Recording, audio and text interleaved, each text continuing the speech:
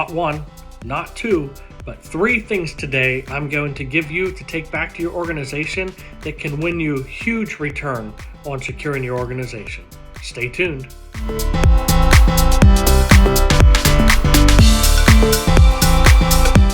Welcome back to appTECH Talk. Over the past couple months, we've given all kinds of videos and some deep knowledge on some things. However, this week, we're going to keep it simple. I'm going to give you 3 things, like I mentioned, that you can do with your organization to take back and make things a little more secure at your company.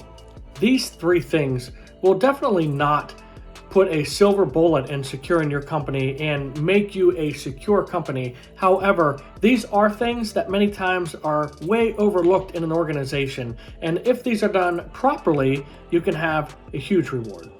The first one that I'm going to talk about today is security awareness training. So what is security awareness training?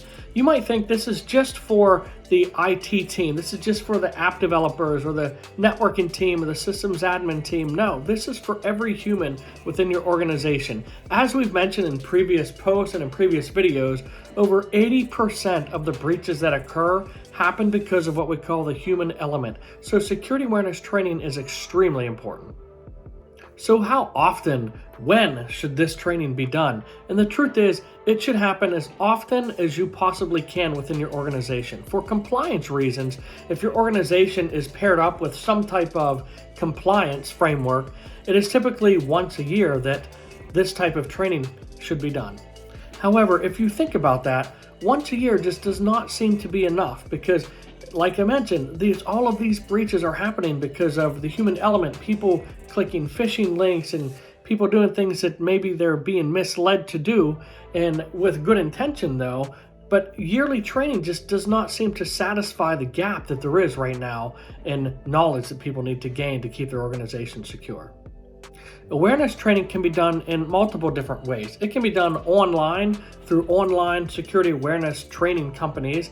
It can be done in-house where a company comes in and does security awareness training within your organization. However, that tends to be harder now since so many people are working remote. The idea is to create a security culture within your organization that people aren't afraid to ask questions that they think aren't smart questions. They sometimes feel intimidated to ask somebody a question because they think, I should already know that. It is very important to create that culture so that if a user, a human, sees something that they think is odd, that they're not afraid to ask the next person beside them, hey, what do you think of this? Should I click it? It's a great idea to even have some type of weekly or even monthly newsletter go out through email that's distributed to all of the employees so that they can maybe see some of the latest trends that are happening and so on. And really, anyone even in desktop support or on the networking team or the security team can have a part in this. The idea behind creating that security culture is that there is always a shield up in your workplace with your employees so that they're always watching for anomalies and things that aren't normal to maybe make good decisions on protecting your organization. Security awareness training is something that your company should definitely be budgeting for. It is the #1 defense that you can have. Next up, number 2 is penetration testing. So what is penetration testing? That is the process of hiring a company or what they call a professional ethical hacker to hack your network and see what they can actually gain access to, what holes you have in your network, and what might be configured incorrectly that causes security vulnerabilities. During the penetration test, the professionals behind the test actually have to think like malicious people. They have to think about, how can I access this network inappropriately? How can I find things that I shouldn't be able to find? How can I leverage a certain vulnerability to be able to pivot to get inside of the network and then possibly access data that they should not have access to? Many compliance frameworks require that a penetration test is done 1 time a year. This gives a great foundation for having a base of where your vulnerabilities are, what vulnerabilities exist within your network on the external side, on the internal side, and also with your web applications. There are certainly tools that we can use to scan the inside of our network and to scan the outside of the network looking for vulnerabilities, even within web applications. However, it is really important to have another set of eyes by a third party, non-biased, to take a look at your organization's data to see what they can come up with as far as vulnerabilities and what they see. This again ensures a non-biased report showing any and all vulnerabilities that they find within your network.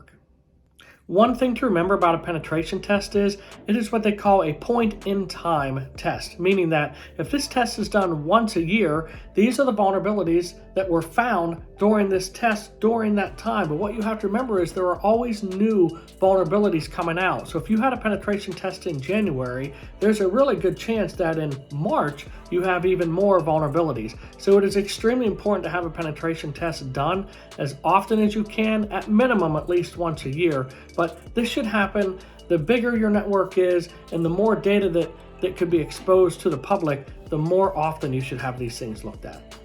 To get the huge win, your ROI out of a penetration test, this is the important step, is when you pass the vulnerabilities on to your team so that they can then fix those vulnerabilities and go through them and remediate so that they can eliminate those vulnerabilities as quickly and efficiently as they can. It is also important with vulnerabilities to get to the root of the problem.